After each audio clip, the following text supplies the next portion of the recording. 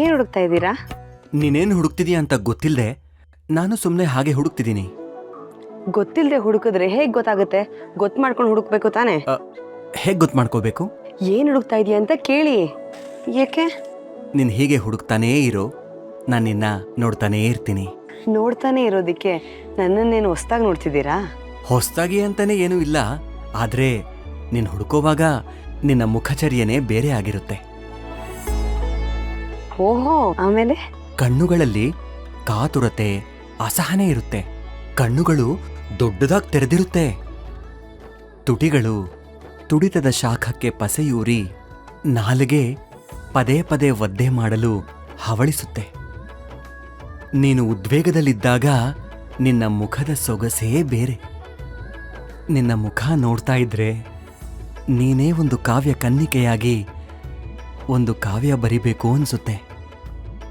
ಮಹಾಶ್ವೇತಾದೇವಿ ಪತಿಗಾಗಿ ಕಾದು ಕುಳಿತಿದ್ದ ಸನ್ನಿವೇಶವನ್ನ ಬಾಣಭಟ್ಟ ಕವಿ ವರ್ಣಿಸಿದ ಹಾಗೆ ಕಳೆದದ್ದನ್ನ ಹುಡುಕ್ತಾ ಇರೋ ಈ ನಿನ್ನ ಮುಖದ ಸೊಬಗನ್ನ ವರ್ಣಿಸೋದಕ್ಕೆ ಸ್ಫೂರ್ತಿ ಬರ್ತಿದೆ. ಆಹಾ, ನಾನು ಕಳ್ಕೊಂಡಿರೋದನ್ನು ಹುಡುಕ್ತಾ ಇದ್ದೀನಿ. ನಿಮಗೆ ನಾನು ಕಾವ್ಯ ಕನ್ನಿಕೆಯಾಗಿ ಕಾಣಿಸ್ತಾ ಇದ್ದೀನಾ?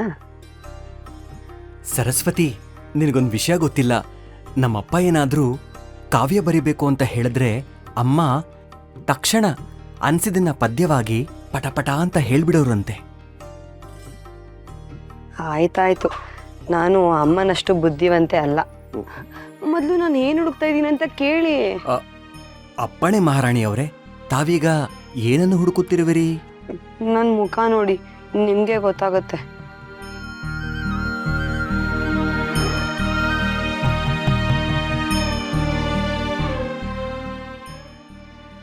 ಏನ್ ಮಾಡ್ತಾ ಇದ್ದೀರಾ ನೀವು? ನೀನು ಹೇಳಿದ್ದನ್ನೇ ಮಾಡ್ತಾ ಇದ್ದೀನಿ. ಮುಖ ನೋಡು ಅಂದೆ, ನೋಡ್ತಾ ಇದ್ದೀನಿ. ನನ್ನ ಮುಖದಲ್ಲಿ ನಿಮ್ಗೇನು ಕೊರತೆ ಕಾಣಿಸ್ತಿಲ್ವಾ? ಪೂರ್ಣಚಂದ್ರನನ್ನೇ ನಾಚಿಸುವ ಈ ಮುಖದಲ್ಲಿ ಕೊರತೆನಾ? ಸಾಧ್ಯನೇ ಇಲ್ಲ.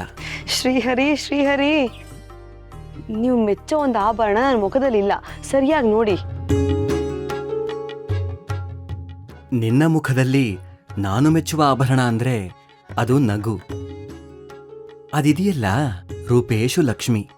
ಲಕ್ಷ್ಮಿಗೆ ಸಮನಾದ ರೂಪವತಿ ಯಾರೂ ಇಲ್ವಂತೆ. ನನ್ನ ಪಾಲಿಗೆ ನೀನೇ ರೂಪವತಿ, ಸರಸ್ವತಿ. ನಿನ್ನ ಮುಖದಲ್ಲಿ ಯಾವ ಕಳಂಕನೂ ನನಗೆ ಕಾಣ್ತಾ ಇಲ್ಲ. ನೀವು ಮರೆ ಮಾಚ್ತಿದ್ದೀರಾ ಅಂತ ನನಗೆ ಗೊತ್ತು. ಸುಮ್ಮನೆ ಸತಾಯಿಸ್ಬೇಡಿ, ಹೇಳಿ. ನಾನು ಕೇಳೋದನ್ನ ಕೊಟ್ರೆ ಆಗ ಹೇಳ್ತೀನಿ. ನಿಮಗೆ ಕೊಡದೆ ಉಳಿದಿರೋದು ನನ್ನ ಹತ್ರ ಏನಿದೆ ಹೇಳಿ? ನಿಮ್ಮ ಸಂತೋಷದಲ್ಲೇ ನನ್ನ ಸುಖ ಇದೆ. ನನ್ನನ್ನೇ ನಿಮಗೆ ಅರ್ಪಿಸ್ಕೊಂಡಿದ್ದೀನಿ. ನೀವು ಮೆಚ್ಚೋ ನನ್ನ ಮೂಗ್ನತ್ತು ಎಲ್ಲೋ ಕಳೆದೋಗಿದೆ. ಅದಿಲ್ಲದೆ ನನಗೆ ನನ್ನ ಮುಖ ಅಪೂರ್ಣ ಅನ್ನಿಸ್ತಿದೆ. ಎಷ್ಟು ಹುಡುಕಿದ್ರೂ ಸಿಗ್ತಾ ಇಲ್ಲ.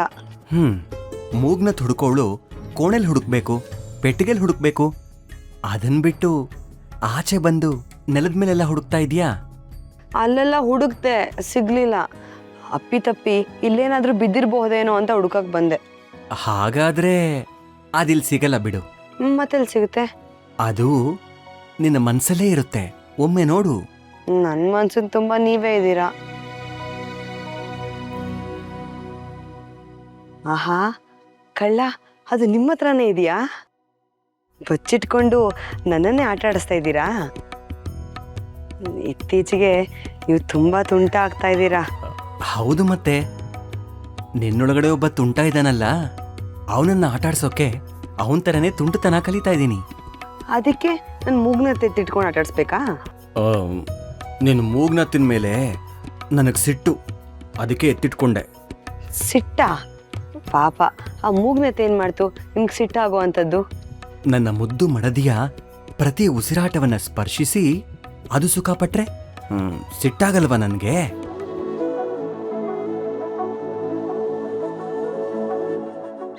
ಅದು ಉಸಿರನ್ನಷ್ಟೇ ಸ್ಪರ್ಶಿಸ್ತಿದೆ. ಆದರೆ ನೀವು ನನ್ನ ಹೃದಯದ ಪ್ರತಿ ಬಡಿತದಲ್ಲೂ ಇದ್ದೀರಿ. ಅಷ್ಟೇ ಅಲ್ಲ, ನನ್ನ ನತ್ತು ನನ್ನ ಪ್ರತಿ ಉಸಿರನ್ನು ಹೀರಿ ಫಳಫಳನೆ ಹೊಳೆಯುತ್ತಾ ನಿಮಗೆ ಮುದ ನೀಡ್ತಿದೆ. ಅದು ಮತ್ತು ನಾನು ಇಬ್ಬರು ನಿಮ್ಮ ಸೇವಕರೇ. ನನ್ನ ಪ್ರತಿ ಉಸಿರು ನಿಮ್ಮದೇ.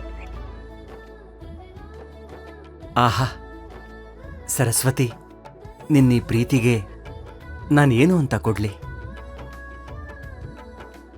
ನಿಮ್ಮನ್ನೇ ನೀವು ನನಗೆ ಕೊಟ್ಟಾಗಿದೆ, ಅಷ್ಟೇ ಸಾಕು ನನಗೆ. ಸದ್ಯಕ್ಕೆ ನನ್ನ ಮೂಗು ನತ್ತು ಕೊಡಿ. ಸ್ವಲ್ಪ ತಾಟಾಡ್ಸೋಣ ಅಂತಿದ್ದೆ, ಇರ್ಲಿ ಬಿಡು. ತಗೋ.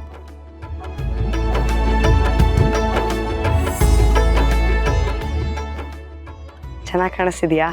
ಚೆನ್ನಾಗಿ ಕಾಣಿಸ್ತಿದ್ಯಾ? ಸಾಕು ಸಾಕು. ಏ ಸರಸ್ವತಿ, ಸರಸ್ವತಿ, ಸರಸ್ವತಿ. ಅಮ್ಮ, ವಿಶ್ರಾಂತಿ ಮಾಡ್ಲಿಲ್ವಾ? ಆಚೆ ಬಂದ್ಬಿಟ್ಟೆ. ಒಳಗಡೆ ಕೂತು ಕೂತು ಸುಸ್ತಾಯ್ತಪ್ಪ. ಕೂತ್ಕೋ.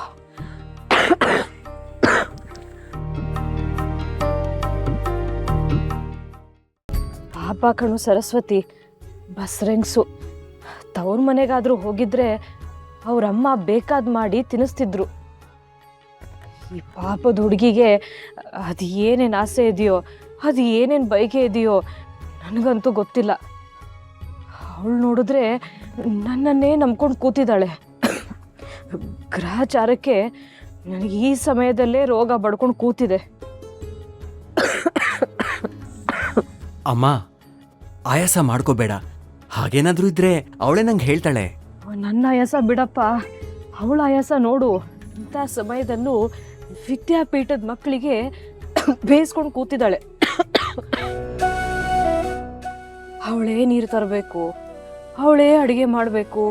ಪಾಪ, ಸಹಾಯಕ್ಕಾದರೂ ಯಾರಾದರೂ ಬೇಕಿತ್ತು. ಯಾರನ್ನಾದರೂ ಕಳಿಸಿ ಅವ್ರ ತಂದೆ ತಾಯಿನ ಬರೋದಕ್ಕೆ ಹೇಳು. ಅವಳೇ ಬೇಯಿಸ್ಕೊಂಡು ಅವಳೇ ತಿಂದರೆ ಸೇರಲ್ಲ. ನಾನೇ ಏನಾದರೂ ಮಾಡ್ಕೊಳ್ಳೋಣ ಅಂತ ಅಂದರೆ ಈ ಹಾಳಾದ ದೇಹದಲ್ಲಿ ತ್ರಾಣನೇ ಇಲ್ಲ.